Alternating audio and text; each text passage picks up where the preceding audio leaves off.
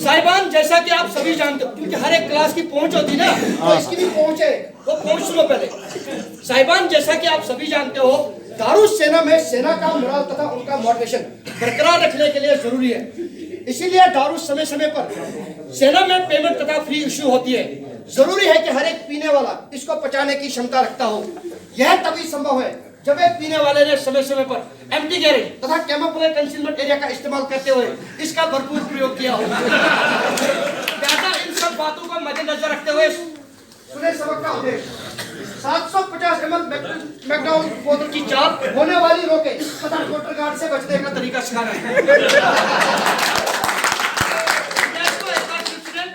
750 ml McDowell बोतल की चाप होने वाली रोके तथा मोटर गार्ड से बचने का तरीका सिखाना है।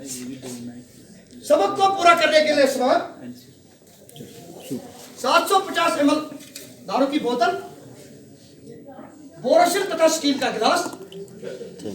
यदि आपके पास समय है तो बनिया से खरीदा हुआ नमकीन का एक पैकेट, नहीं तो चलते फिरते किसी भी लंगर से चुराया हुआ एक प्याज जिसमें थोड़ा सा नमक छिड़का हो। साहिबान, यदि आपके पास समय है तो बनिया से खरीदी हुई सोडा वाटर की बोतल, नहीं तो चलते फिरते लंगर से किसी भी टंकी से भरी हुई पानी की एक बोतल।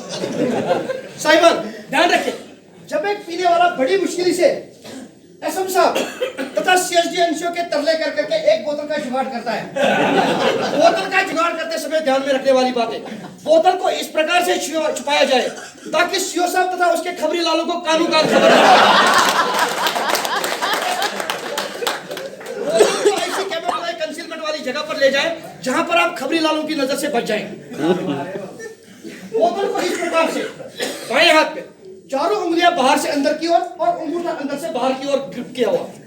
दाएं हाथ की हथेली की मदद से बोतल के बॉटम सरफेस पे टपकी मारे, देखे इस प्रकार से। कलमे वाली उंगली और अंगूठे का हुक बनाते हुए बोतल के डट को एंटी क्लॉकवाइज घुमाएं। तब तक घुमाते रहे जब तक कि बोतल का डट बोतल से जुड़ा हो। नजदीक रखा हुआ गिलास ले। यदि आप नॉर्मल पैक से टून हो जाए तो नॉर्मल पैक, नहीं तो पटियाला पैक का प्रयोग किया जाए। साहिबान, अब यहां से होती है चाल शुरू।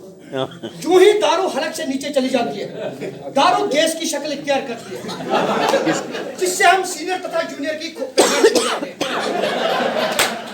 अब आगे रोके, ये थी चाल।